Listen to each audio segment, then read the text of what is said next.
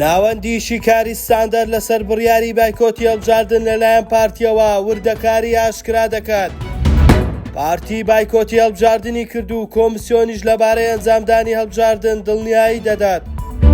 هۆشداری بە حکوومەت یارێم دەدرێت و هەوڵەکانیش لەگەڵ بەخدا بۆ ناردنی پارەی زیاتر شکست دەهێنێت. سڵاوتان لێبێ ستاندەر نووسان پێشکەش دەکەین.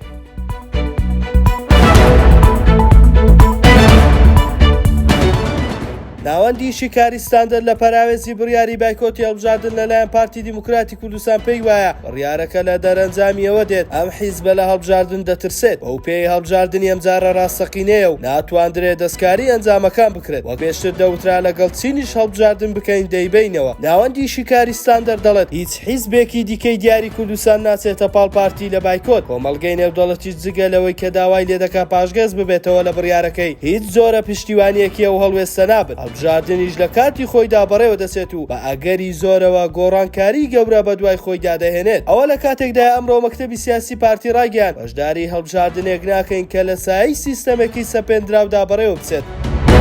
جومان ئاغەلای وتەبێژی کۆمیسیۆنی هەڵبژاردنەکانی عێراق ڕایگەیاند دەستیان بە ئامادەکاریەکانی هەڵبژاردنی پەرلەمانی کوردستان کردووە و لایەنی دارایی بۆ هەڵبژاردنی پەرلەمانی کوردستان ئامادە کراوە. ئاماژەی بەوەش کردووە داوامان لێکراوە هەڵبژاردن بۆ ماوەی 2 مانگ دوا بخرێت بەڵام بە گوێرەی بڕیاری دادگای فیدراڵی عێراق ئێمە ناچارین هەڵبژاردن لە وادەی دیاریکراوی خۆیدا بەڕێوە ببین. زەختیشی لەوە کردوتەوە لە هەڵبژاردنی پەرلەمانی کوردستان هەندێک دەرێک پەنجەمۆری نەبێت ناتوانێت دەنگ بدات. هەر ئەم ڕۆژ مەکتەبی سیاسی پارتی بە سەرۆکاتی مەسعود بارزانی لەبارەی بەڕێوەچوونی هەڵبژاردنی پەرلەمانی کوردستان کۆبوویەوە. دوای کۆبوونەوەکە لە ڕاگەیەندراوێکدا ڕایانگەیاند بەشداری هەڵبژاردنێک ناکەن کە لە سایەی سیستەمێکی سەپێنراودا بەڕێوە بچێت.